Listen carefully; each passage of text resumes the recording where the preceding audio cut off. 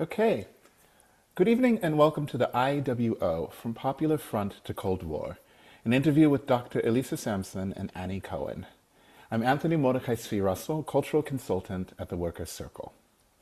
The Workers' Circle is a Jewish social justice organization building progressive identity through Jewish cultural engagement, the promotion of Yiddish language and traditions, and multi-generational education with the goal of inspiring collective and impactful activism. We value the opportunity to work with partners in creating, in the words of the Workers' Circle motto, a shenere und besere velt for alle, a better and more beautiful world for us all. For this program, that partner is our co-sponsor, the New York-based Remember the Triangle Fire Coalition. Thank you. I have the pleasure of interviewing two subjects for our talk this evening. Dr. Elissa Sampson is an urban geographer who studies how the past is actively used to create new spaces of migration, memory, heritage, and activism. In pursuit of a lifelong interest in these subjects and more, as a research associate in Cornell University's Jewish Studies program, Dr. Sampson worked extensively with Cornell's Kiel Center, a collection of confiscated Cold War archives on the International Workers' Order.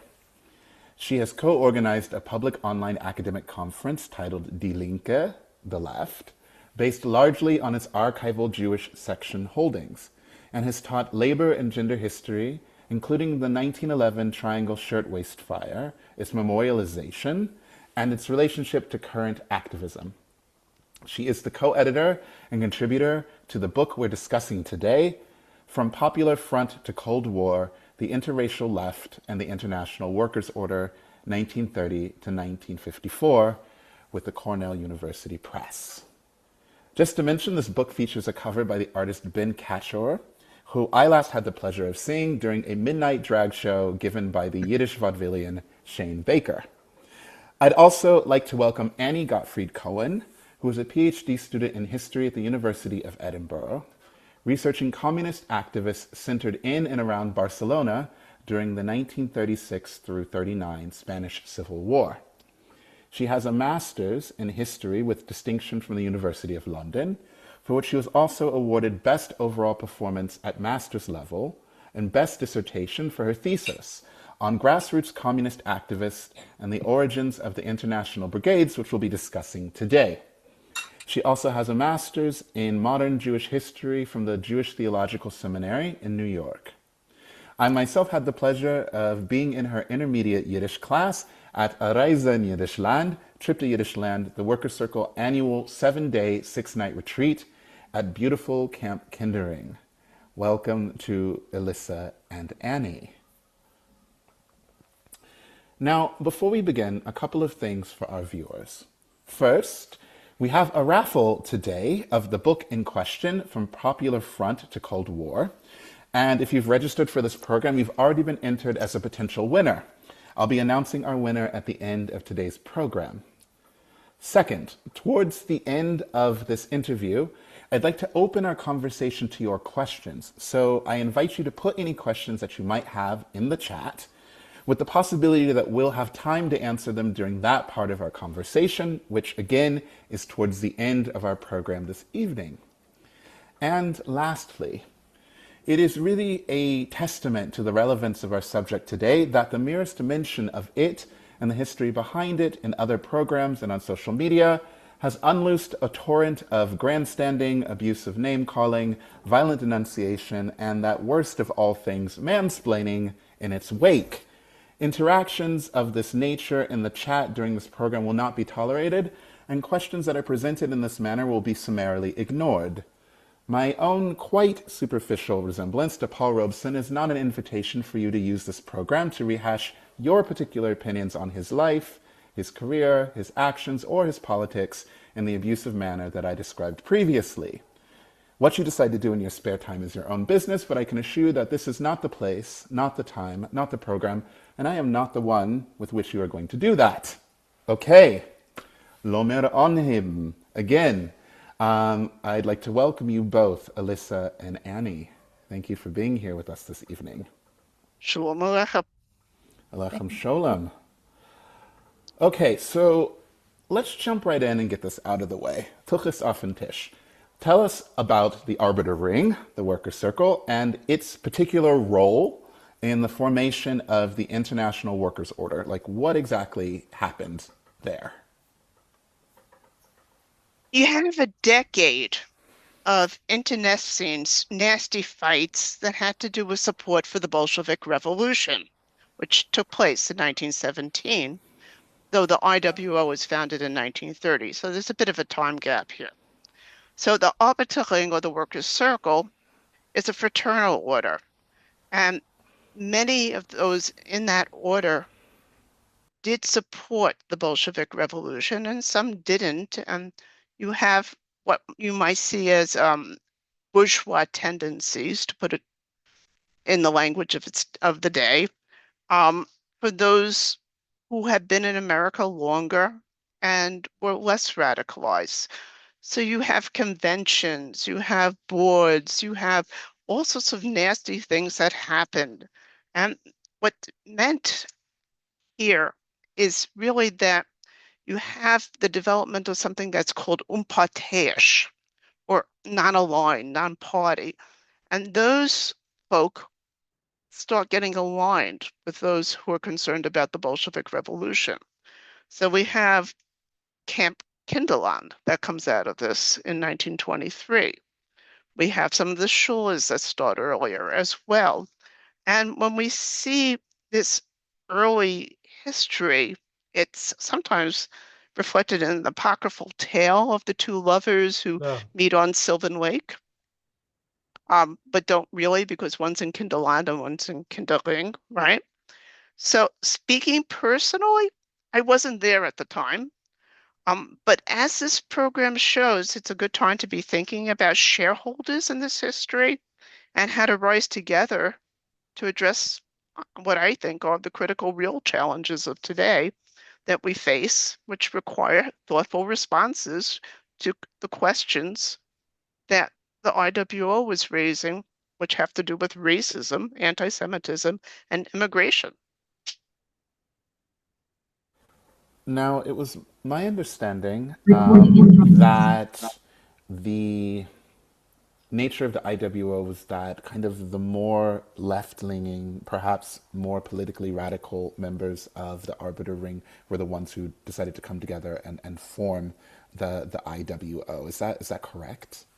They were definitely part of the Linke, which is a larger grouping of people on the left. But so it's the more radicalized immigrants who do this. But you should also think about them, if you will, as stranded immigrants, because the gates of immigration closed by 24 and they're busy fighting in the 20s. Yeah, I mean, essentially, it's the people who support the Bolshevik Revolution, and that's the kind of those are the big lines, right? Like that's the big ideological divide of whether or not you supported that, whether or not you supported the Bolshevik and the way that they conducted their revolution. But something that I actually learned a lot about actually reading Dylan Kaufman Obstler's dissertation. And you can also read their chapter in this book, was that it wasn't only about the Russian Revolution, that there were also other dividing lines. And what Dylan writes about is education. And that was something I found really interesting, and why I think this history of the IWO is still so relevant. And I'm saying this as one of the Worker Circle's Yiddish teachers, is a lot of the pedagogues, a lot of the teachers, a lot of the people who worked with kids went with Die Linke. And because one of the questions was, people were supporting the Soviet Union, but why? And maybe they supported a kind of ideological program, but there were also other things that were being done in the Soviet Union. So, for example, in the Soviet Union, there was this kind of U-turn, before the Russian Revolution of 1917, the Bolsheviks had been against recognizing Jews as a nation and Yiddish as a national language. And they do a big U-turn, basically. And Yiddish is recognized as a national language. And you have Yiddish schools in the Soviet Union, Yiddish theaters, publicly funded Yiddish institutions. So actually, a lot of the Yiddishists go with Well, Die Linke. They wouldn't have called themselves Yiddishists. They would have said that's a bourgeois term that we use for YIVO, perhaps, but I would call them Yiddishists. So it for me, it's really interesting. Like I said, there's that big dividing line of do you support, this political movement or not? But there's also all these other things like what does that movement encompass? And I often find, and we were kind of talking about this before the program started as well, that, when we think of the IWO was associated with Soviet communism, but why were people attracted to that? What did it represent? Because it didn't just represent, I think, the big politics of Soviet communism. I've just given one example. One example is for a lot of Jewish radicals, it represented the opportunity to build a secular revolutionary Yiddish culture. And I think that's why, like I said, many of the Yiddish teachers, Camp Kinderland, they all go with Die Linke. and Jews were seen as a national minority in Marxist thought in terms of the Soviet Union, but they got state support, and that's very important. It's also crucial to think about what happened in the Russian Civil War. So we think of the IWO as both hyperlocal in what it did and very transnational at the same time. And you can see these currents with two diasporas that have incommensurable experiences, an African-based diaspora, a Jewish-based diaspora.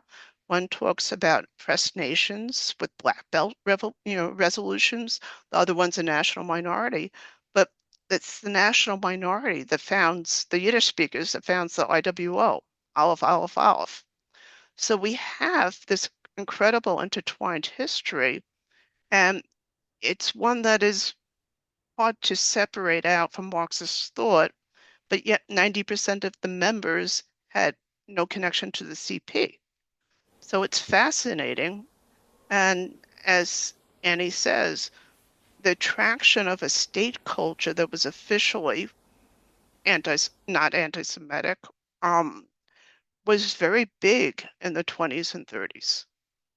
That's the perfect segue into my next question. So, in the book, the IWO is described as an immigrant fraternal society whose purpose is providing non discriminatory, low cost health and life insurance to working people. And yet, you don't have to get very far into this book to realize that the IWO is so much more than what I just described. How would you describe it, and how is it different from other kinds of 20th century labor and mutual aid organizations that we might be more familiar with today, like the Arbiter Ring, the Worker Circle, for example? How is the IWO really, really different? It's a great question because it is the only fraternal organization, let alone a Yiddish fraternal organization, that deliberately decided to become interracial. And we can see this in its attitude to benefits, which is the core of a fraternal organization or order.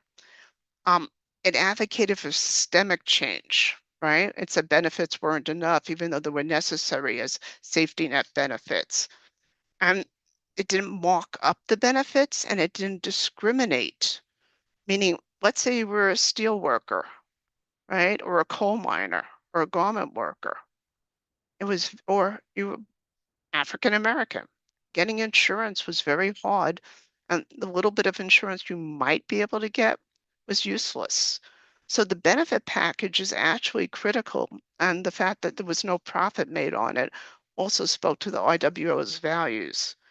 But I think what's really the differentiator here, it's a vigorous competing cultural programming. You know, you have a polycultural attitude here in terms of promoting ethnicity, and Black folk are seen as part of that, right? It's interracial, it's interethnic, and so you see that whether it's in Robeson's involvement in the Popular Front, you have 16 sections So you get 15 languages in which English is a lingua franca plus a native language. And you get naturalized identities. You could be Jewish and a worker, and it gets fused. And they're mainly secular for obvious reasons, given that these are new identities. They get forged in the US, but again, with a very transnational flavor to them. And Um, can I just say, like, you're identifying two things that made me, when I was reading this book, saying, wow, these are ideas whose time has come. And then I realize I'm talking about like 1934, right? I right. mean, literally today, if I'm not mistaken, like Senator Tom Tuberville was giving some kind of presentation or speaking at a hearing in front of a very large sign that said assimilate or leave, right? So these are issues that are very much at the heart of where we still are today, and yet we have this organization which is directly grappling with these issues and finding a way to sort of platform the multicultural nature of what the American populace looks like at that particular time. Absolutely. Especially with the Popular Front, their commitment to the polycultural and the ethnic pageant. And, for Robeson, think about Ballad, for Americans, right? We have Encantada, and we have a narrator who's explaining that everyone is an American. That's a really interesting idea. So you can see an enormous commitment to tying together the questions of anti-Semitism, Jim Crow, and anti-immigrant sentiment. They tie them together in tandem. And that was something that the Arbeiterling had a really hard time with. It was more insular in the Jewish world. It spoke more to the United Hebrew Trades and the ILGWU. And it was slower to realize that the Scottsboro defendants were central to this question of Dorkite, which we all talk about, right? Dorkite is the here-ness of today. But the question I would always ask when you think about the IWO is, who are your co-territorials? And they're necessarily different when you're in the US.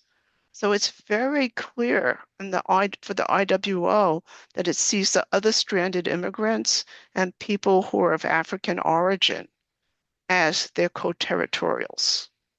And that makes an enormous difference. I've been working for a number of years professionally on a program that has been centered on Yiddish poets and their response to the Scottsboro trials of the 1930s. So it's really interesting to see in this image that we have up right now Rockwell Kent as the president of the IWO, because he was also a graphic artist and created a number of images for Langston Hughes's book, Scottsboro Limited, which also was in kind of a way a project of this time in this Mhm. political milieu. Absolutely. And the thing that's fascinating about Rockwell Kent, as opposed to the person on the screen at Camp Bochica, the workers' children's camp, right? Surrounded by adoring children, which is always the case, um, is Rockwell Kent is a great example of somebody who's an illustrator, a writer, a public spokesperson, and he's not a communist, and he heads the IWO. And that first logo that you showed, we have an updated version of that logo that Rockwell Kent does, and shows a very interracial IWO. Yes, right there is that interracial, um, you know, gathering of the family, right? That comes together under the banner that gets unfurled. And the reason that you have a prolet shul or a proletarian shul booklet here is the booklet is done by children, which is very interesting. There's a whole number of them. And this booklet features the children writing about Scottsboro. So it is very clear that both a leftist Marxist component is being infused into a child's identity, but they take the Scottsboro case literally to heart in defending it. This is, Yeah, again, actually, like, oh, sorry, please go ahead. was it in my dissertation research where I'm mostly looking actually now at British communists, and a lot of them were also Jewish. They're also organizing in London around Scottsboro. Um, and yeah, one of the stars of my dissertation gets off a prison ship that he's on for 9 months that deports him from Argentina, and he's back in London immediately on a podium talking about Scottsboro. And they never let the issue die, by the way, Mm. because those defendants are out there for 20 years. Well, it makes a lot of sense, especially given the fact that there was never a formal apology that was given to any of the defendants until, if I'm not mistaken, only a few years ago, in the 21st century, right? The Scottsboro case taking place in the 1930s. So the subtitle of the book is The Interracial Left and the International Workers' Order, 1930 to 1945. For some viewers, especially those most familiar with the historic American civil rights movement of the 1950s and 60s, the years of 1930 through 1945 might seem a bit premature for something like an interracial left, considering that it's something that we are still trying to build today. What made an immigrant fraternal society the potential site of building a multicultural platform for progressive political action? You have, and I'm being a little simplistic here, and Annie, come in. Um, you have an equation on the part of these immigrants, right? They're Yiddish speakers, they're stranded, they're radicalized. It's the Depression. It's the third period, which is a certain moment in terms of leftist Marxist history. Um, and they're going to basically think about Jim Crow and lynching as pogroms and equate them. So we end up with this moment in which you have a social ladder that most immigrants had accepted, right? That, well, it wasn't fun to be an immigrant necessarily, and how you were viewed, particularly if it was racialized, as was the case with Jews and Slavs and Italians and et cetera, et cetera. It was considered better in the sense it was one step up than being seen as Black. So these are people who said, no, we've seen this before. And in saying that, they took a very courageous stance for their day, and it was integral to their politics. Now, of course, it's CP or Communist Party infused, and the Communist Party has endless debates about this sort of stuff. But with the IWO, while there are debates, they're not debates about equality. Or, again, this read of history as having these incommensurable experiences in dialogue with each other necessarily in addressing this question of becoming American.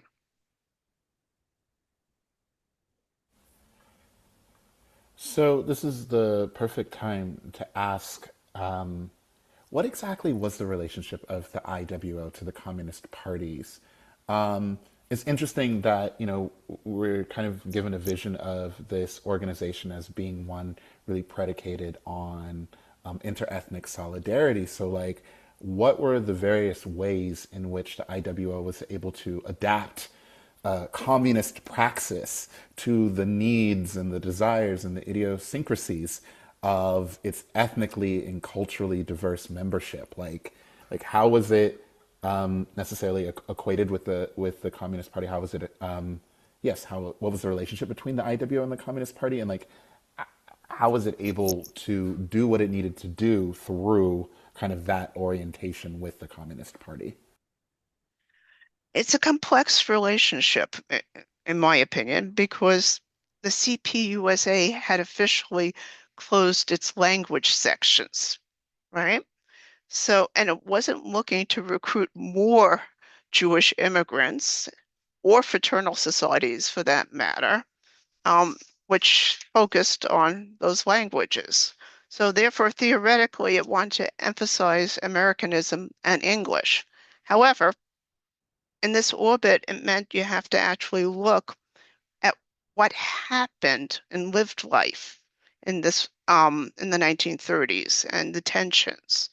So we see a reshaping of these immigrant cultures as they lean left, and yet the CPUSA has to sort of figure out what to do here. And most of the leadership of the IWO was communist in the sense that they were actual card-carrying members. Having said that, Rockwell Kent was not. So the people that we associate most with the CP within that world would be people like Louise Thompson Patterson, or maybe a Max Bedach, but or a Clara Lemlich for that matter, who basically, and a shout out to her, is the person who organized the strike of 1909, the first women's led garment workers strike, right, in the US. But except for Lemlich, most of them are not famous as communists. Ruben Zaltzman's another name that comes to mind. So you end up with a membership that's not CP. Again, 90% were not. And then you end up with a leadership that is within an orbit and a party that has to figure out what to do with them because they're going to speak their language, as they say, or used to say on WEVD. So the party figures it out once the Popular Front comes in and World War II, because then these immigrants and its African diaspora that are associated with the IWO can mobilize communities in very interesting ways and do all sorts of coalitions like win the war coalitions. So the Popular Front makes an enormous difference in how the CPUSA understands how to deal with these people. How to deal with the diversity of the membership within the IWO, you mean? Right, and the languages. Listen, most people don't like dealing with 15 languages as a practical matter. It's But not easy. I'm kind of someone who's of the school of thought where starting to push back a little bit at how much we see the Popular Front as like a real watershed moment, which is generally how it has been seen by historians. And it definitely was, but just the extent, because actually, I also study the French. It's not really the equivalent of the IWO because there is, as Elissa said, the IWO is not the language sections of the Communist Party. The language sections of the Communist Party, these existed in many different countries where the Communist Party created, they called them language sections, but basically sections to organize immigrant workers where they would be recruited and organized in their own languages, like a recognition that we're not going to get to the immigrant workers if we're speaking to them in English or French, just to give two examples that I'm, mostly researching in New York and in Paris, which is where actually the two big kind of Western centers of communist organizing in the 1930s. But there's this tension, even before the Popular Front, there's this tension between and it's mirroring what's happening in the Soviet Union as well. In the Soviet Union, there's this celebration of we're this big multi-ethnic revolutionary society, and you also have this constant pressure of kind of Russification and the center, and it is essentially it's the dictatorship of the proletariat, and um, these tensions are mirrored in the rest of the communist movement. So, I've seen like studying the French language system. So in France, there was also this umbrella organization that is um, kind of partly separate, but not to the same extent that the IWO is really. Although there is this it's a similar situation where you can be a member of this language association but not be a member of the Communist Party, and the majority of them are not. And the Communist Party is often getting frustrated with this and exactly this tension of but do we want them? Because especially like when there's anti-immigrant rhetoric in France, do we want these immigrants? And these, I don't mean to go off on a tangent about France, but it's actually not a tangent because they had a relationship with the IWO. So I've studied like the resistance mounted by Yiddish-speaking Jewish communists during the Nazi occupation of France. Guess who funded their schools for those of them who survived the Nazi occupation? The IWO, in America is providing funding for Yiddish-speaking Jewish communists to set up supplementary Yiddish schools in Paris after the war.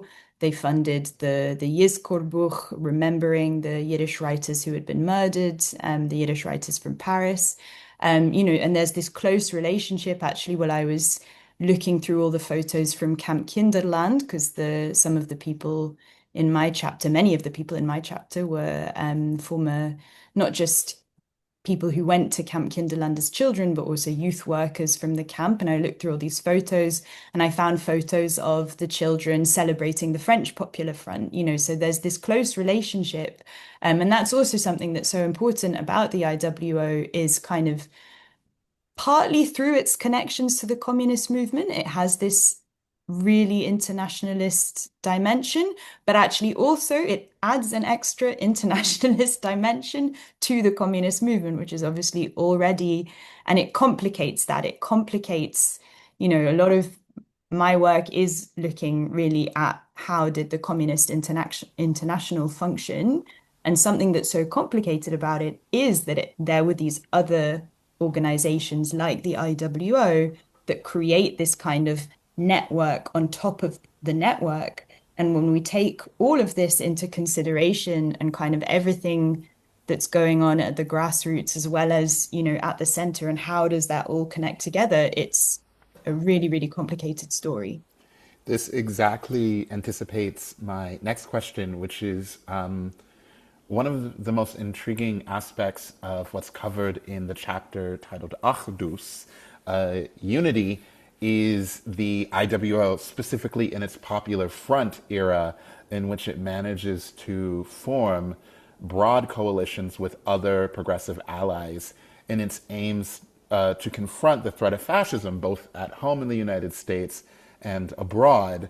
So, can you give us a little bit more of an idea of what this is, the Popular Front, and how the IWO formed these coalitions and whether they were effective?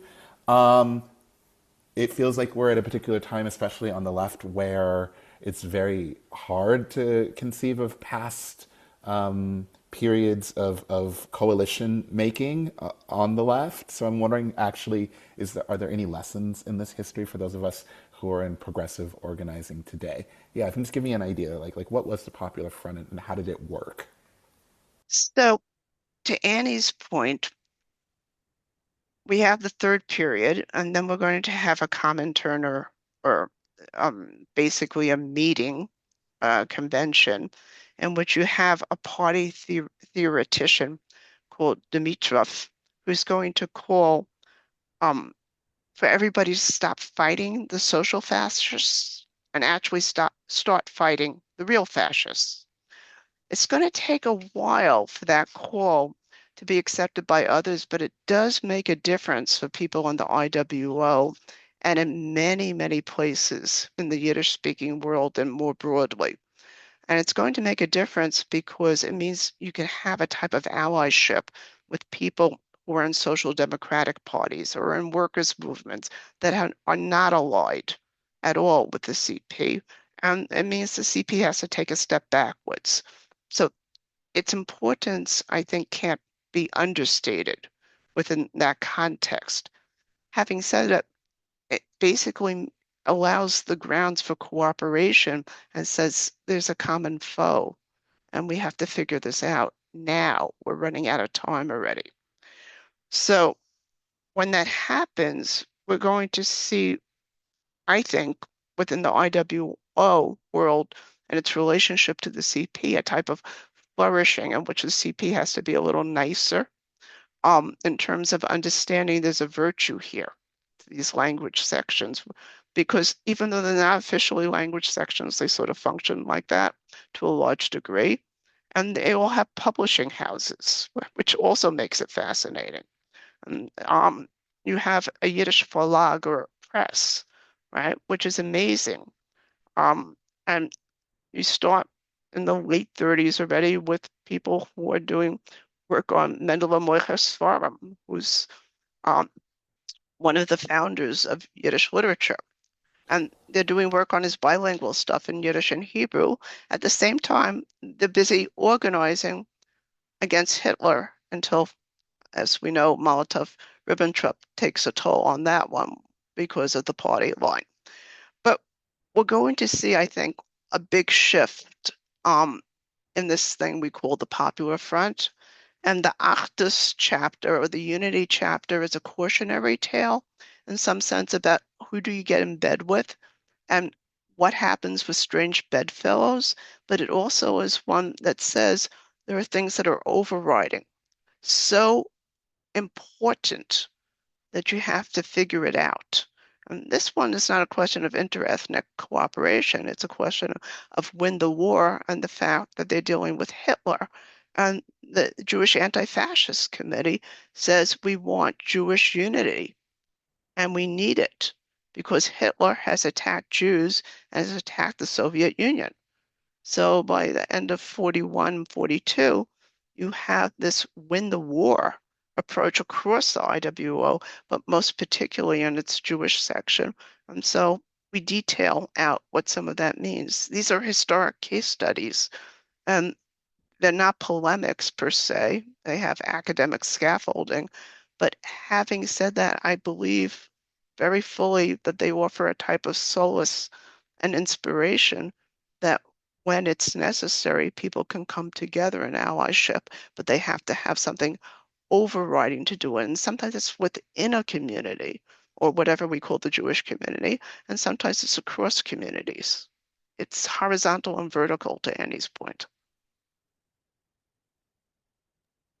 Yeah, I mean the Popular Front is essentially so before this we have a period where communists are kind of refusing to work with others on the left and even condemning others on the left. And the really big lesson is in Germany, where during the Nazi rise to power, um, communists actually are attacking mostly the socialists over the Nazis, for having policies that are too liberal. They're the ones who are enabling fascism and so on. So this kind of infighting. Um, I believe in the discourse this is called the circular firing squad. I mean, occasionally yeah. you see people calling it that on the left, right? So this is sort of an early version of that particular phenomenon. Yeah, and it's immensely frustrating to read. Unfortunately, as a historian of the Spanish Civil War, I have to say it doesn't end with the Popular Front. It has a brief hiatus. But it's essentially after the Nazi rise to power, the recognition actually that fascism with a capital F is something that we have to reckon with and that we need to get together and organize against, and that we can find a shared platform based on what we're against. Even if we don't agree on absolutely everything about what we're for, whether we're for revolution or whether we're for reform, and if we are for revolution, what kind of revolution are we for, and so on. Like we can put aside these differences and agree that what we don't want is to allow the fascists to get into power as they had in Italy and Germany, for example. Um, but yeah, the Popular Front also it sees this big shift in tactics, and I think something that we've maybe alluded to but not said really clearly is one of the things is that communist parties around the world, but also their immigrant sections, are really encouraged during the Popular Front to embrace what are described as the national forms of socialism, which means, language, speaking in your own language, celebrating your national culture. So we've got, my British communists that I'm currently studying, you know, they're saying British communism is the true British tradition, you know, the Chartists, all of these movements in Britain, we are their heirs. And, you know, Earl Browder in America saying communism is the Americanism of the 20th century. You know, the same story in France that essentially like, and actually France and America are two really interesting parallels that, as I've said, I'm looking at quite a lot, where they're both these republics that were founded with revolutions and in the 30s under the Popular Front. But again, I would say actually this starts a bit before. It starts before Dimitrov's big, you know, speech where there's a kind of official turnaround. There's this, you know, beginning period. But anyway, there's this, they're both saying we are the true heirs of these republican ideals. We are the heirs of the American Revolution. We are the heirs of the French Revolution. And both, you know, this is what we are the ones who represent, you know, liberté, fraternité, égalité, fraternité, and we are the ones who represent, you know, what Washington stood for. And we see this in the Spanish Civil War with the Lincoln Brigade battalion and the Washington Battalion, you know. And yeah, I would say the international brigades in many ways represent, you know, the zenith of this new. I wouldn't say that it actually represents kind of a turnaround in communist thought or the IWO's thought or you know the people who are organizing within the communist orbit because they were not, as we've said, all capital C communists, but it does represent a different tactic where we're going to openly celebrate our kind of national cultures. And yeah, there's, you know, very exciting stuff that happens in Yiddish. I also found some amazing photos in Camp Kinderland of monuments built to Yiddish writers. And yeah, we really, really see this in Spain. And if you Oh, could just go back to the previous slide, I want to unpack something here. That's a Oh, yeah. grappa cartoon. And the grappa cartoon, here's the IWO raising money for tanks, right? Because the Soviet Union's under attack and needs military help. So what do they do in depicting America? They put Chaim Solomon's name on this. Now that's really funny if anybody knows about Jewish Revolutionary War heroes. You know, he was the financier who went broke in the American Revolution. So there's a sort of shameless but prideful appropriation with each of these tanks of names. You have Spinoza out here who possibly would have been turning over in his grave to be claimed retroactively by communists. But this is very real, this moment of claiming popular heroes. And that's part of what Dimitrov said. You don't cede those national folk heroes. You don't cede their stories. You claim them and make them your own. speaking of potential heroes, as I read this book, what really stood out to me was the IWO as a kind of platform for its members and leadership to actively stage the kind of future they wanted for themselves and for the world.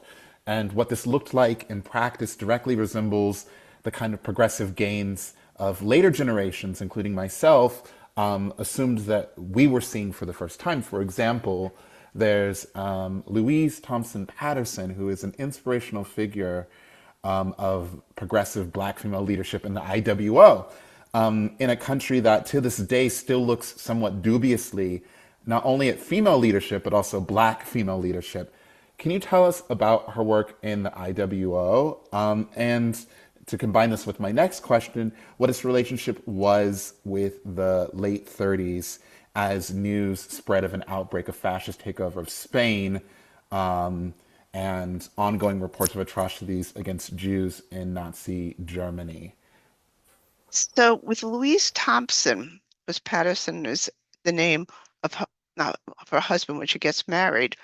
Um, so with Louise Thompson, we have the Harlem Renaissance, and she's a friend, a good friend of both Paul Robeson and Langston Hughes and knows Du Bois. And there really isn't anybody who doesn't know Louise Thompson because she's a great salon hostess. She works on Scottsboro and organizing the March to Washington out of Harlem.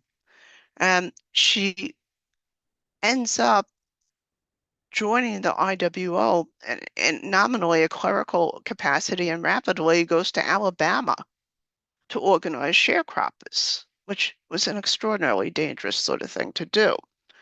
Now, we have somebody who's very committed ideologically, but we also have somebody who's really a thinker in terms of praxis and theory. And so we end up with somebody who's this model of progressive Black leadership that's very feminist. She also works with Clara Lemla, Benita Williams, June Gordon, and many others um, on meat boycotts in Harlem and Brownsville. So she will work across every aisle. She'll work with fraternities. She'll work with Black churches. She works with other women, particularly to organize them. But she's also found in almost every steel and mining town organizing white ethnic workers.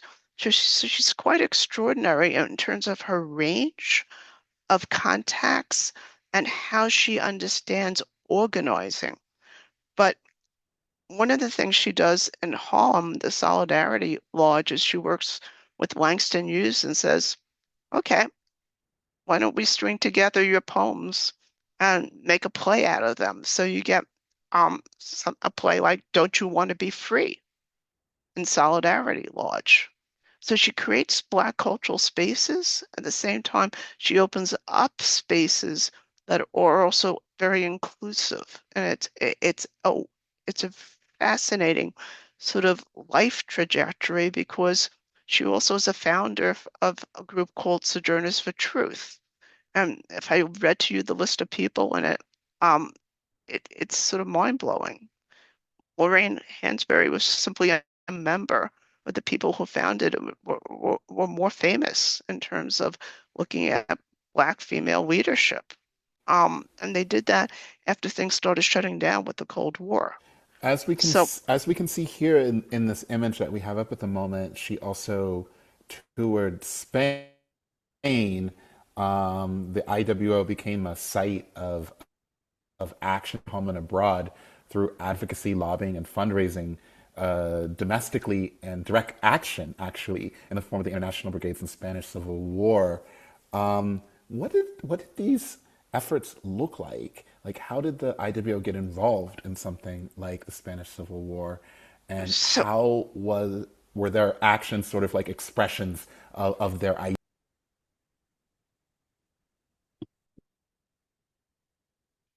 Shall I go ahead, or did you want to say No, something? I mean, like, let's all jump in.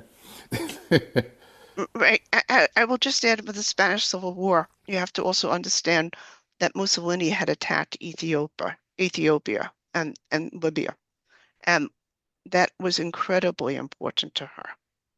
And looking at a transnational African diaspora. And so the Spanish Civil War is very important to her. And the other thing that's very important, and then I'll give Annie the mic, is this theory of triple oppression from 1936, in which if you're female, you're Black, and you're poor, you're basically going to have nothing. So she believes in organizing from the bottom up. Right, we have the introduction of something that looks very much like the concept of intersectionality, and this is in the 1930s and early 40s. Right. Annie, can you give us some engagement with the IWO and its relationship to the Spanish Civil War? Yeah, so the Spanish Civil War, if anyone doesn't know, broke out in July 1936 with an uprising against the Spanish government. So in Spain and in France at the time, a Popular Front government had been elected, which means a coalition of leftist parties. And in Spain, the Popular Front was very successful, and it was supported. It was even supported by the anarchists who don't tend to vote, but who did give their support to this Popular Front coalition in order to get the left into power. But in Spain, what's happening almost immediately is lots of those people on the left, so for example, the anarchists, who are a very strong force in Spain, are pushing for things to go further. So the election of this radical left-wing government, a lot of people are pushing for things like for land to be seized, for example, and redistributed, property to be seized and redistributed. So there's this kind of revolutionary situation growing in Spain, and a group of generals. Some of them are fascists and some of them are monarchists, and it's actually kind of a coalition of counter-revolutionaries stage a coup, a military coup against the Popular Front government. And the Communist International very much springs into action to organize aid for Spain. So the Western governments are, like, for example, Britain and France and the US, are very reluctant to actually support the Popular Front, even though it is a democratically elected government. It was actually only elected marginally, but still, it is democratically elected. But because there are stories of these revolutionary things happening, and actually with the uprising, the revolution accelerates. And, there are stories of churches being burned and property being seized and so on.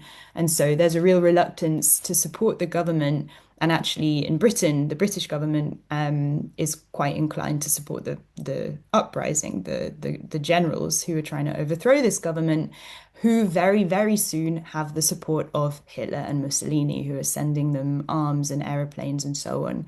And the Communist International really, it's fascinating reading the documents of this period, just really turns so much of its energy to Spain and to organizing protests, fundraisers to raise money for food, because this is, essentially a government that now has to fight against its own army.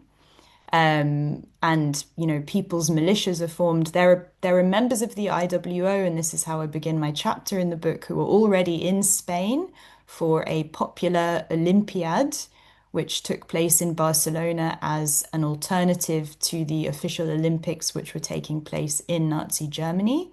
So there was this in July 1936, when this uprising happens. There are already a lot of foreigners in Spain taking part in this Olympiad that, again, on this kind of theme, is claiming to be the real spirit of the Olympics. The Nazis have no right to host the Olympics. The real spirit of the Olympics, it's, multiracial, multi-ethnic, fair play, celebrating, diversity and so on. And so some IWO members are actually there for the Olympiad, and they are some of the first to bring the story of what's happening in Spain back to the US. And meanwhile, the IWO just really jumps into this big campaign, fundraising, for example. So you can see here a picture of an ambulance, one of many ambulances that was paid for by donations from the members of the IWO. And you have to remember, this is the Depression, and people are not wealthy, people are not doing well, but they are still donating what they have to send medical aid to Spain, to send food. And very soon, the Communist International also starts organizing military volunteers. And this is, I have to be careful because we've got 4 minutes left, and this is the subject of my PhD. So I won't go into it too much. But what I kind of show in the chapter is that the IWO, the leaders of the IWO, play an important role in this recruitment, because the contingent of volunteers that are sent from the US are largely immigrants and ethnic minorities. And, one of the most inspiring stories of the International Brigades. The International Brigades is a complicated, the history of the International Brigades is complicated. They are a communist force. Not all of the members are communists, not all of the volunteers are communists, but they are implicated in some of the darker sides of communist history, as well as some of the most inspirational. But in that category of most inspirational is we have in the what gets called the Abraham Lincoln Battalion of American volunteers who go to Spain to fight. We have black soldiers commanding white soldiers for the first time in American history. And not only are they doing that, but people like Louise Thompson are promoting this and as a demonstration of why Jim Crow needs to be dismantled, of why segregation needs to be dismantled as a kind of bastion of racial equality, which is quite phenomenal in 1936, 1937. And I would add to this for the IWO and for its Black members, it was critical in the Spanish Civil War not only to show that it was an integrated fighting force, and you had people like Walter Garland who become IWO organizers after the war, um, but that it was also a counter to what Franco had done in terms of bringing Morisco or Moorish soldiers to Spain, which had frightened people. So they were showing literally a type of solidarity and a counter narrative and a type of testimonial at the same time. And it's very moving. The political and social climate that hastened the eventual demise of the IWO are familiar to many of us today as the rise of the Red Scare, the threat of blacklisting, and the first decisive actions of the mid-century American civil rights movement. What are the legacies that we can identify of the IWO and the American body politic? The legacy that I've been exploring most lately has to do with music and the Jewish young folk singers who persisted in singing even though they were legally shut down and did sold out concerts in places like the Brooklyn Academy of Music. And they had an integrated Yiddish chorus. And it's one that actually stems in terms of its repertoire. You can trace it literally to Yankov Schaefer's stuff, but you can also see how it becomes infused with African American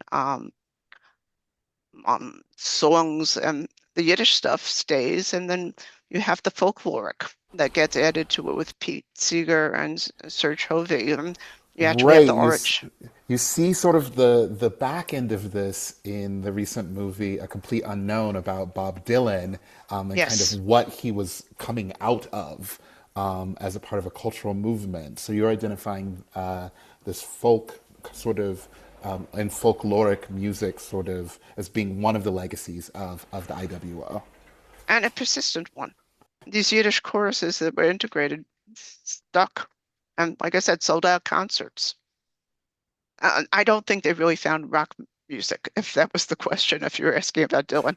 It wasn't, but that's an interesting contention. Unfortunately, because we're out of time, I'm going to have to move us along a little bit and try to answer some of the questions that we have from our viewers here. And if you could answer them as briefly as possible, that would be great. So we have here the question from Joanna, or it might be Joanna. What was the relationship of both the Arbiter Ring and the IWO to the trade union uprisings of the 1930s? In terms of the IWO, it supported the CIO unions, there were 10 of them, and it was a very intimate relationship. Games for Spain was run by Ruben Salzman, head of the Jewish section, and Ben Gold of the Furriers. You could argue who had the better basketball players. They had to import some from Philly. That's all I will say. But it was at Madison Square Garden.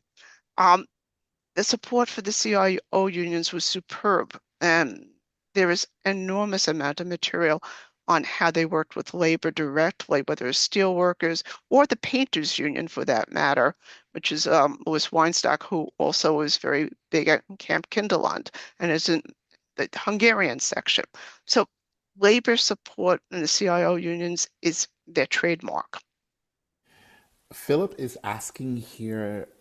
Philip, it actually turns out, is a Kinderland Sylvan Lake alum. Wow, and wants to know how you view the workmen's circle, as it was called back in the day. They're split with Kinderland. I personally think, and everyone's entitled to their opinion, that the challenges of today, which include the questions of anti-Semitism, racism, and immigration, are so salient that it would be good for people to talk out and acknowledge this history and sort of figure out how to work together. This may sound very old-fashioned. Hopefully, it is not seen as a dismissal of this history. It's far from it. It's contentious, it's messy. But there are things that are so important that you want both the solace and the inspiration for the past when you deal with contingency. And you have a sense that people need something now. I have a question here from Shelby Shapiro. What percentage do you think of the leadership of the IWO was with the Communist Party?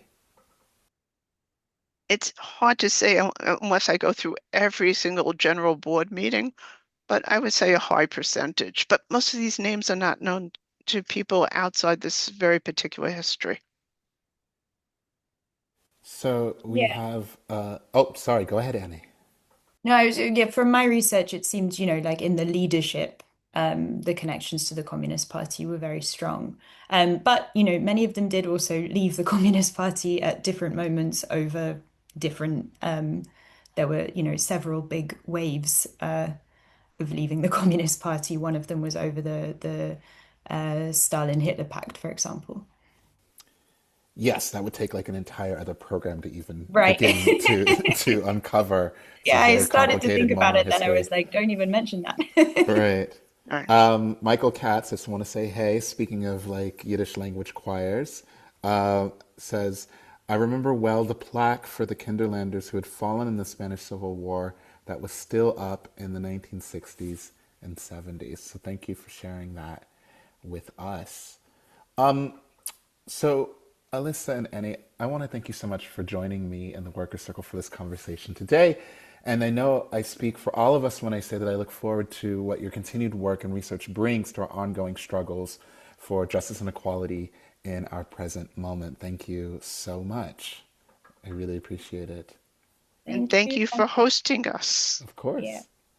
So now it's time to raffle a copy of the book we've been discussing today, From Popular Front to Cold War, The Interracial Left and the International Workers' Order, 1930 to 1954, with Cornell University Press. So, here it is. All right. And our No cheating. winner, no cheating, our winner is Gail Corrado. Gail Corrado, you are the winner of the copy of the book that we have been discussing today. Congratulations. The efforts of the IWO in building a multiracial democracy in part has a legacy through the continued work of the Worker Circle today in defending access to the vote.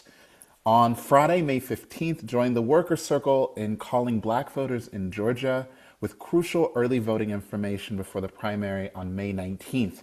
As a former resident of Georgia myself, I can tell you that due to deliberate administrative hurdles and numerous closures of neighborhood polling sites, black voters are less likely to take part in election primaries. Your calls to these voters will be in participation with ongoing on-the-ground efforts by Communities United for Justice Georgia to empower and mobilize black voters. That is phone banking to Georgia, Friday, May 15th. On Sunday, May 17th, the Worker Circle College Network is excited to collaborate with Lunar Collective for a walking tour of the Lower East Side. Participants will explore historic sites reflecting Asian American and Jewish American experience in this iconic New York neighborhood with an emphasis on vital immigrant and labor organizing histories. This event is open to all, and it will also include stops for food. So obviously this is not to be missed. That's Walking Tour, Exploring Asian and Jewish Histories in the Lower East Side on Sunday, May 17th. On Tuesday, June 2nd, a subject dear to my heart, the history of the Progressive Musical Benevolent Society of New York, which was a mutual aid and burial society in New York City, which counted among its members Yiddish-speaking immigrant musicians from the Russian Empire and the descendants, as well as the first American celebrities of the klezmer music scene. Through an online exploration by friend and colleague of mine, Dan Karkner's archival research, and Dave Levitt's family lore, this talk will explain how and why it was formed, what its purpose was, and who some of its notable members were. That's the history of the Progressive Musical Benevolent Society of New York on Tuesday, June 2nd. For more information on these and other events and programs at the Workers' Circle, please visit us at circle.org/events.